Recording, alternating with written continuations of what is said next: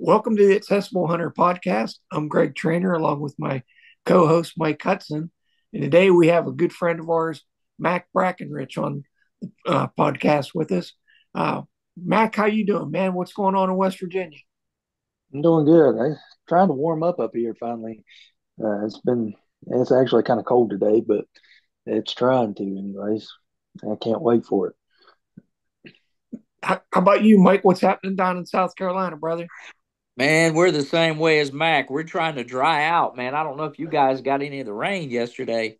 Man, we had storms come in out of nowhere and it blew all our cushions and junk off, and we got a bunch of rain out of nowhere. It's been raining like crazy up here. Yeah, I'm just a little bit north of Mac here in Pittsburgh, PA, and Mac's down in West Virginia. And we've been having some crazy weather, but man, I'll take rain over snow anytime. Ooh, boy. I'm Most with of it you. makes me hurt. Mm-hmm. Well, Mac, we had you on the podcast a couple of years ago whenever Mike and I first started, and you had won the world championship with 3D and your crossbow. It's been a while since we talked on the podcast, but Mike and I have both been following you for a long time. And what's been going on with you, man? Man, ever since then, I've kind of changed total directions and took off and ran my dog training business for, I guess, probably the last 2.5 years full time. Trained some police dogs and put out some good listening civilian dogs. But other than that, I've kind of taken a step back away from that and started a new adventure into gunsmithing. Man, you're kind of all over with what you've been working on. I mean, for the people that don't know, you were a police officer, and that's how you got into the canine kind of uh, uh, function, right? You worked with canines before. Yeah, so I graduated the West Virginia State Police Academy in 2016, and I was a police officer and canine handler for right at 2 years. I got my first canine about 6 months out of the police academy. Um, so that was a big uptaking, but it taught me a lot, which led me to after my injury, starting my own canine training business and really working hand in hand with law enforcement, doing some their yearly certification training, just maintenance training, and training with just regular civilians and their uh, house pets. But I've done that full time since 2020. We actually ran two certified search and rescue bloodhound teams for a little while. Um, then kind of how business goes and business partners goes. Um, Things kind of went a different direction from there, and I was doing it pretty much all on my own here and there, and got to a point to where I tried to move my business back to my house and ran into some zoning issues and stuff and just couldn't overcome those hurdles. And within that, it just kind of burnt me out fighting the fight and decided to change it up a little and take a step back and do some other things that I'm interested in doing and just never had the time for. Yeah, man. Politics have a way of getting in the way of some of our aspirations and dreams. They do. And when you think from a disability standpoint, it would help. It nobody nobody really takes it into consideration how it would be easier for me to work from my home instead of trying to run a commercial business in a commercial location. So it definitely makes it hard. And like I said, I fought the fight for about a year and a half, and it got to a point to where I was beating my head against the wall, and it was time for new things, greener pastures. That's the way to look at it too, Mac. I mean, you'll always be a dog person, and Mike and I are both big animal lovers. We consider our dogs part of the family, and you just Absolutely. can't beat a good dog. But man, it's tough to run a business, and sometimes, like Mike said, fighting City Hall, that can be a challenge sometimes. But change is good too. And why don't you tell us a little bit about the new adventure of gunsmithing school? How's that going, and how'd you get involved with that? So it's honestly how I got involved with it. It's something I've always been interested in, just because I'm a big gun guy. I've my closet's packed full of them, but I I'd seen it here and there, advertised on Facebook and stuff like that, just the program. And I'd looked into it a couple times and just didn't have the time for it. And when I took a step back from canine training, it kind of freed up my schedule a little bit, and I started checking into it. And um, it it was a program that was very easily accessible. And, it's all online. They ship the tools. They provide a lot of the tools for you, and ship it directly to your house. And it's not a set schedule. You have your weekly tasks that you have to be completed in a certain amount of time, and everything. It's basically your own pace. So that was a big push for me, just because I can work it around my schedule and doctor's appointments, as well as having my little one. So um, it was it was just the right time and right place for me to take the adventure. I'm currently getting ready to finish up week 3. I started on February 12th. Um, so we're getting ready to finish up week 3, and it's been a lot of paper writing so far, which I don't know about you guys. I'm not into the paperwork side of things, but hopefully we'll start getting into some more hands-on stuff. And we've just been going over the history of firearms so far and learning the different types of actions. That's one of those things, man. I know I'm excited for you, dude, because I'm a huge gun guy. I'll probably be bending your ear on a lot of changes and stuff we can do. I know in the gunsmithing, you already have to have your FFL or be applying for it. What Mhm. all does that entail, Mac? I mean, is it going to be something they're going to help walk you through the process, or is it kind of just fly by night? So, I mean, we haven't really got into that part yet. It's kind of been outlined for us in our, opening paperwork and stuff like that, just to, them telling you that you got to have it. And honestly, myself, I didn't know you had to have your FFLs to even be a gunsmith. But to be a gunsmith, you can work on your personal stuff without a license, but you can't even clean somebody else's firearm without an FFL license. So, they have, I think there's 10 different classifications to your FFLs.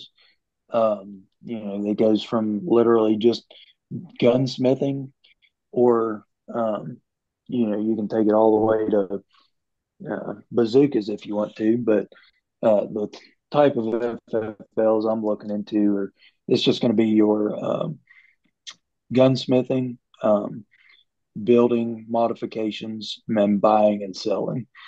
That should cover everything I'm going to do. Now, you have to have an additional license on top of that for suppressors and stuff. So it's all in paying the government what they want, and them coming out and checking out your stuff and doing an interview. So, but like I said, they haven't really uh, discussed it a whole lot to this point. Um, but my instructor this 8 weeks, he's a real good guy. So he's really willing to let you bend his ear, and he's a Southern West Virginia guy by heart. So he's living it up down in Florida. Oh Mac, wow.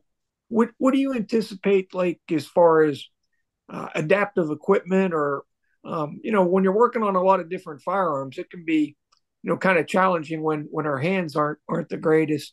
Mike and I are both quads as well, and we have trouble with dexterity and stuff. What's your uh, what's your plans like for handling situations like that? Well, I don't even really have a set plan yet. I know I've just been messing around with some of my personal guns over the last little bit, and just trying to see where my challenges would come into play. Um, I have pretty decent dexterity out of my one hand. Um, so the biggest challenge that I've faced so far is the little screws, keeping track of all those, and picking them up and actually getting them into where they need to go and out of where they need to go. I've purchased a good bit of tools so far on my own, just that I think will work better for me, just in the you know accessibility and problem solving type areas. I've learned that the handle type that's on your tools really helps, like the T handle Allen wrench sets. They seem to work really well for me, just because they have the bar style grip across the top of them, so you can hold onto them a little bit better. And I can put my other hand up and actually push against it. So I haven't really got into a whole lot of the other tools. I do have um, a I can't even think of it. It's by Wheeler. It's a screwdriver. It's a torque Oh yeah. screwdriver. That way you don't have to keep turning it. You can just turn it back and forth, and it'll ratchet itself down. So um, I haven't played around with it yet, but I think it's going to work really well. And they actually have a specific gunsmith um, set of those that come with a certain set of um, attachments to work on certain types of firearms as well. So they seem like a really good company to work with. They seem like they have really good quality stuff that is going to work a lot for me. So I've actually been trying to stay along their lines of products so that um, everything kind of falls in. I know myself, my brother have used the Wheeler products, installing scopes and things, the torque wrenches that you're talking about. Yeah, They are a really good company, good products, and I've never had any trouble using them over the years. Uh, we've certainly used them in the family. Right. I I actually just placed an order today. It's the company's called Real Avid, and they have a padded gun vise that bolts. It's a bolt-on gun vise, and it you can manipulate it to where it'll lay down a little bit, twist around, and everything like that. So I actually placed an order today. I reached out to the company, and they were nice enough to send me a discount code for one of them that discounted it down. So I placed an order for it today. So I'm excited to actually get it and um, play around with it and see what all I can do with it. I ordered a couple different gun racks for my wall, so it's easier for me to get guns down. And I actually ordered a freestanding gun rack for the floor. That way, I can have guns down closer to me.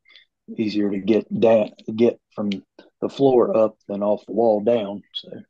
hopefully, excited for those to come. See how they do me. How are you doing on the assault weapon paperwork? That's those kitschy terms everybody likes to talk about, a assault rifle. We, of course, I'm saying it facetiously, we know the difference. Um, Not trying to get politically or banter back and forth with anybody, but man, I'm excited for you because I know, especially coming from a quad standpoint, man, seeing that it's still quad capable, Sure. and we have hand dexterity issues, but at the same token, we're finding technology all the time. I'm just excited to see some of the tools, and then have somebody that can kind of I can mirror image off of it, and feed into you and say, hey, how do you do this? Sure. So, and it's been a challenge. Just some of the things aren't able. Some of the things you're not able to modify to where you can use it. Um, I have a Tipton bench vise that the knobs are really hard to turn. They're kind of stiff. Very good quality gun vise, but for me, I can't grab a knob and turn it. So I get a adjustable wrench and I put some tape on it, and that's how I tighten the vise down. So, a lot of things aren't easy, but there's a way to do it to get it to work. Um, Right. and it's just there's a lot of things that I know I'm not going to be able to do in a business standpoint or full time just because of it's time consuming and it takes very fine attention to detail. And I don't have the stability to do a lot of engraving or anything like that by hand. So I know I'm not going to be able to do a lot of that.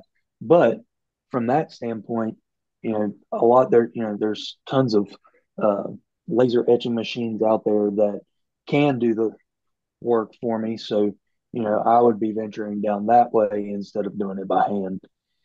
And Mac, you bring up a really good point of, doing what you can do and not worrying about what you can't in business. You're finding a way to make your niche, and I think that's great. That you realize what your strengths are and what your weaknesses are, and there's plenty of business and plenty of opportunity to take care of the things that you can do. And if it's a matter of simply adapting a wrench or turning the knob a different way, you're the type of guy that's going to figure that out and run with it, or roll with it, as our case is. Absolutely. At this point in life, I think I've figured out a way to do more things than uh, I ever would have on 2 feet. You know what I mean? Just by meeting a challenge and having to work the problem. And It's that thing about changing trajectories. And here's the thing, Mac. I know me and you have talked about a couple other things along the way, but it's building those mutually beneficial partnerships. There's a lot of groups out there that do some of the etching, and I've got a guy, man, that I would love to put you in check with, and he's law enforcement dude, and it's just one of those things. We can't do everything.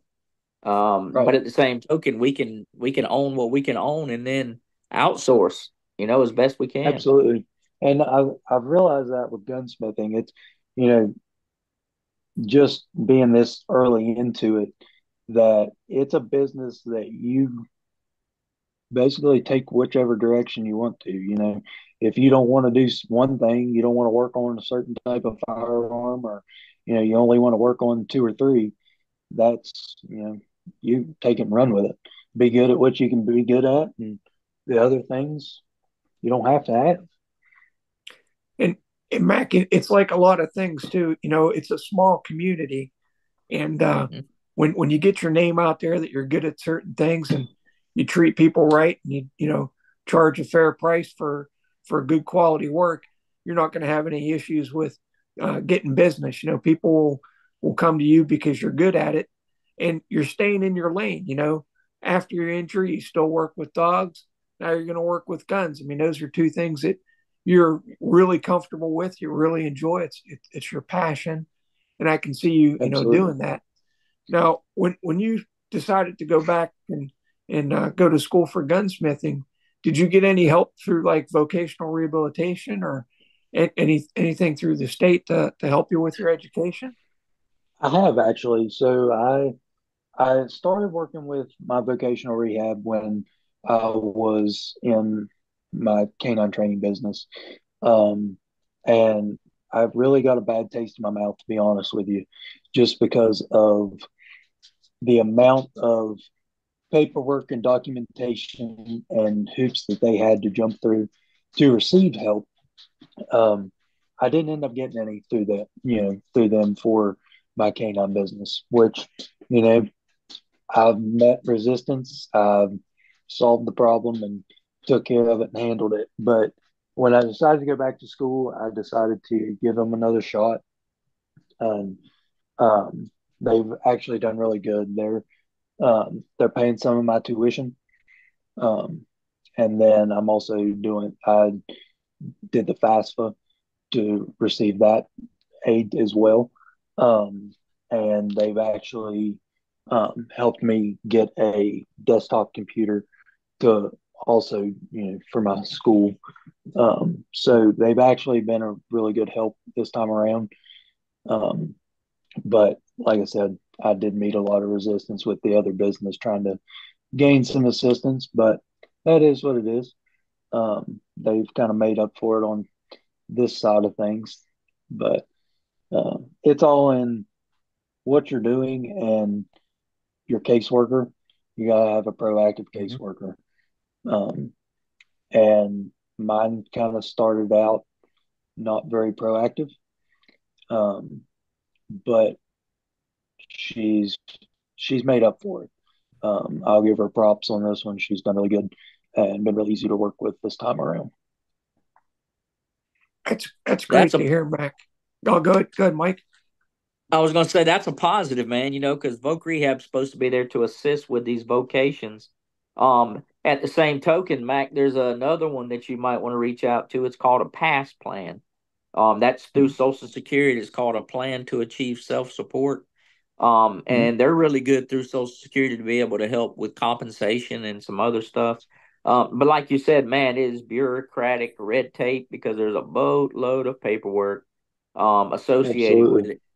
But at the same token, man, it's another opportunity for them to see us, not the chair, but to see us as people that still want to give on with life. And it's exciting to see that quads are venturing into these different realms, and that it doesn't matter what your vocation or any of the uh, steps that we have to take to get there. It's still quad friendly. We just have to gingerly walk it sometime. You're definitely not wrong. It seems like there's more and more red tape every time you try to take a new adventure. And with when I first started out with them, they wanted a whole sheet full of stuff, and you got all that together and gave to them, and turn around the next time you talk to them, they wanted a whole another sheet of stuff, and I'm like, look, it's not worth it out of just the little bit of what I'm going to get from you. So I'll work the problem a different way and figure it out. But so I'm hoping that this time around, once I venture into my business side of things after school, that I can still keep them on the same track and hopefully start most of the paperwork trail before I get there. That way they have what they need by the time I get there. The thing is, Mac, though, you didn't give up. You pursue what you want to do, whether it was with the dog training or now the gunsmithing. That you don't always take no for an answer. You're going to meet resistance, and as you've been saying, work the problem. And I want to encourage other people out there. If you have a dream or an idea, work the problem. Don't take no for an answer. And yeah, you got to do a lot of paperwork. You got to check a lot of boxes, but in the end, it'll be worth it, for you and the community that you serve. Because whether we need more dog trainers or more gunsmiths, we need people with disabilities out there representing us, people with good work ethics that do the right thing and do the job well. And you're one of those guys, so I'm glad that you didn't take no for an answer. I didn't think you would, but I commend you, brother. No, I can 100% tell you that I'll never take no for an answer. If it's something that I've dreamed up, thought about, want to do, I'm not going to take no for an answer. And I keep saying work the problem, but that was that's something that's been pushed into my mind ever since I went through the police academy. You know, it's always working the problem. You have to work a problem for everything. Um, just because nothing's easy there and nothing's easy now. Any type of range problem that you have at the police academy, it's always work the problem.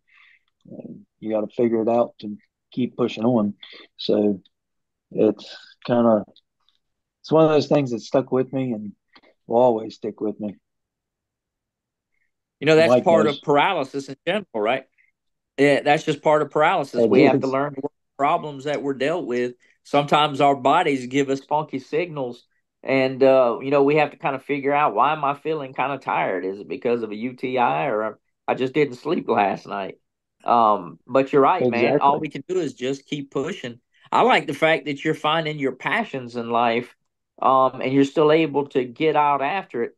And no doubt you're setting a trend with the other able-bodied folks around you, but also for your babies and just just your community, our community.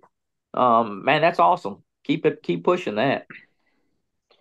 That's my plan with it. Honestly, I think it's more of a push to show other quads and pairs that there there are possibilities out there, but also to show regular people that we're people too, and we can still do things.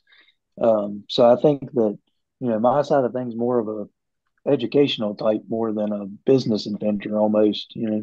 It's finding the next challenge for me. What is going to be something that I can't do, but can I find a way to do it? So I think that's more of the challenge that in my mind pushes me further than anything. Mac, what's going to be the ultimate goal? Is it going to be setting up another shop in your community, or what's the next thing after you get your gunsmithing degree? What's your plan? I don't know yet. I sit around and think about it all the time and find myself daydreaming about it as I'm doing classwork sometimes. Honestly, I still don't have a plan. I want to take it as far as I can go, um, but I don't know how far that is yet, just because I don't know the limitations that I am going to meet. So, I'm kind of trying to set up my business plan as I go through class when I find things that are easy for me to do, that I know that I'm going to be able to do on a regular basis, and kind of separate, classify it into, what can I do day to day to pay the bills, and things that I can, you know, work on in a week, what I can spread out over a week time span project wise that may just be somebody coming to me with an idea of, can we do this? And I actually have time to work on it over a period of time, and, don't necessarily have a time frame to meet with that, so that I have time to work the problem per se and figure out how to do it. Well, Well, man, you hit it hard, man, when you said all that, because that's the biggest kicker with anything in life, man, is I don't know all the answers yet. We're gonna try to figure it out. And bigger than that, man, you were honest about it up front and just said, we're gonna continue to push this and see where it goes and how it goes. But you never stopped. And that's the whole biggest thing that goes along with it. It's not We're not saying it for a pat on the back, man, but it's inspirational to see you keep Sure. pushing that and to know that you are opening and broadening horizons, but that you had a mature answer when it comes down to it. That's a growth thing, man. I don't know what's going to come to fruition yet, but this is my passion. I can see it, and I'm gonna keep chasing it. I like it. I know that in the end, I will have a certificate in gunsmithing, whether that I open a business or if I just put in my queue of knowledge and go on to the next task.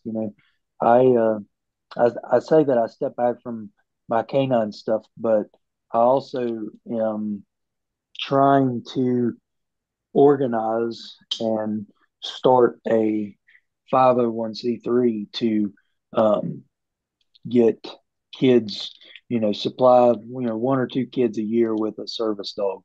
Um, it's been, it's something that has come across my plate in the last couple months that I'm actually um, trying to help a family right now with a 2-year-old son that has frontal lobe epilepsy, and they met some resistance getting him a service dog in the very beginning, and were told by a vendor that it wasn't going to be possible until he was 14 years old. And I caught wind of it, and that's not how it should work, and that's not how it does work. But So I kind of took it on to help them raise the money, and I found them a vendor that's going to supply them a dog um, coming up in August, actually. So I'm actually trying to do some fundraisers and help them, raise the funds to get him a service dog coming up. So I've taken that and um, thought that I would venture down the 501(c)(3) thing to try to potentially supply 1 to 2 kids a year with a service dog that really need it. Man, that's commendable anytime you're raising funds for children, and especially service dogs. I know that, it's so expensive to train and to raise a dog. And, you can get $25,000 into a dog really quick with the training that they need. And the Absolutely. need definitely outweighs the supply. So I commend you for that. I'm gonna throw a different track at you. We're getting into spring. Are you gonna do any turkey hunting this year, or what's your plans on that? Honestly, I've never even killed a turkey, to be No. honest with you. I've hunted them like crazy, but I don't know what it is. I don't know if it's me or what I'm doing, but I've never even had one come in close enough to shoot other than in middle of rifle season when there's not going to be any turkeys left. So um, I don't know if I'll do any this year. I want to, but I always keep so many things going on. It just never works out that I actually take the time to go out and do any. So, and I haven't even shot a shotgun in probably 20 years, Wow. other You, than my law Oh man, we got enforcement to fix stuff. that. that's what I'm I Yeah. saying. know. We got to get you out in the spring after some birds. Hmm. Or that's one of those things, uh, finding your niche. I'm a deer guy, and I'm a coyote guy. I'm a bear guy. Small game's never really been in my niche, but if it came down to it, I'd definitely take up the opportunity to go. There you go. See, I've We'd known you all these we'd years, and love to get you out. I know you to be a big hunter. I just figured you'd be out there after the spring gobbler. I'm telling you, when I was in high school, I used to hunt them really hard. Uh, I don't know if I was just wasn't worth nothing at calling them or what it was, but it was not in my cards to ever kill one. Well, I haven't Man, killed I'd that many love to get you myself. in that. Hmm. Well, I definitely take you up on that.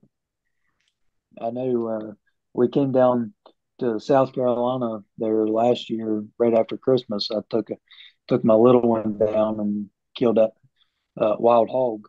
Uh, Yeah, that was probably the hardest hunting I've ever had to do was trying to kill a hog. Um, really. they don't quit. They don't quit moving.